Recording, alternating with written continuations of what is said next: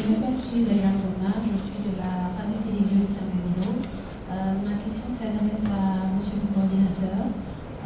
Monsieur le coordinateur, j'ai entendu des présentations, que ce soit de l'UNICEF ou de la femme, ils sont présents ici.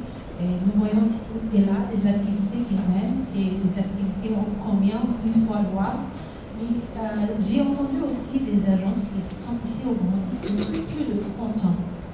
Mais si vous vous rendez sur terrain, la population burundaise croupisse toujours dans la misère. Et je me demandais, monsieur le coordinateur, est-ce que vous pouvez dire,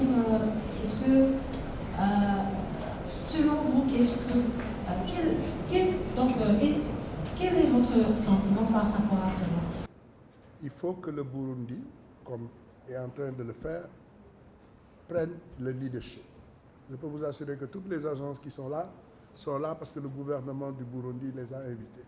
Aucune agence ne peut travailler au Burundi si vous n'avez pas un accord avec le gouvernement burundais. Très clair. Et tout ce qu'on fait, on le fait avec le gouvernement pour soutenir les efforts du gouvernement.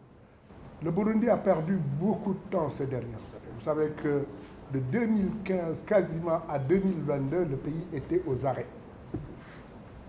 On est d'accord. Mais aujourd'hui, il est à noter, et je l'ai dit quelque part, qu'il y a des signaux assez positifs qui nous reviennent. La sécurité dans le pays a été rétablie. Je vous l'ai dit justement, pendant toute cette période, la coopération entre le Burundi et les institutions de Bretton Woods était arrêtée, tout comme la coopération entre le Burundi et certains bilatéraux était arrêtée. Aujourd'hui, qu'est-ce qu'on constate? Le Burundi a renoué avec le Fonds monétaire international et des décaissements ont commencé à se faire. Ça, on le note. Le Burundi, au moment où je parle, est en discussion très avancée avec la Banque mondiale et nous espérons tous que d'ici la fin de l'année, la coopération va se faire. Et les montants d'offres ou les sommes que le Burundi négocie avec les institutions de Bretton Woods, ce ne sont pas des prêts, ce sont des dons. L'autre volet de la question, ce qui veut dire donc il y a vraiment des progrès au niveau économique, au niveau gouvernance. Et il faut continuer. Je m'appelle Prime Mugabonniera, je suis de la télévision nationale. Ma première question s'adresse à l'OMS.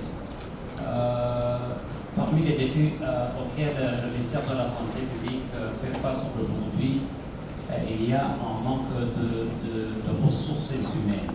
Et de surcroît, il y a à ces derniers jours une fuite de cerveau, spécialement des spécialistes qui vont chercher mieux ailleurs, que ce soit aux États-Unis, Canada, Australie et Europe.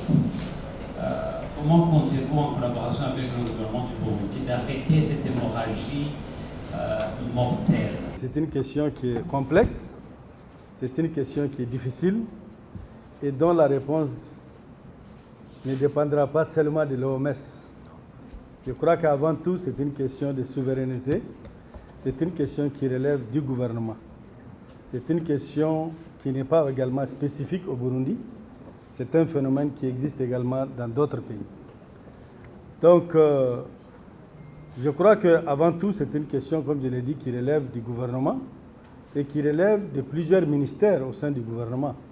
Ce n'est pas une question, la question de l'emploi, la question du travail, de la fonction publique relève de plusieurs ministères. C'est d'abord une question qui relève de la fonction publique, de l'emploi, du ministère des Finances et bien évidemment des ministères qui emploient ces médecins qui sont formés.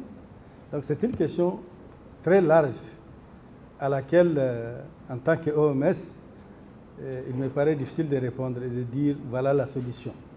À la FAO, compte tenu de l'objectif de développement durable numéro 1,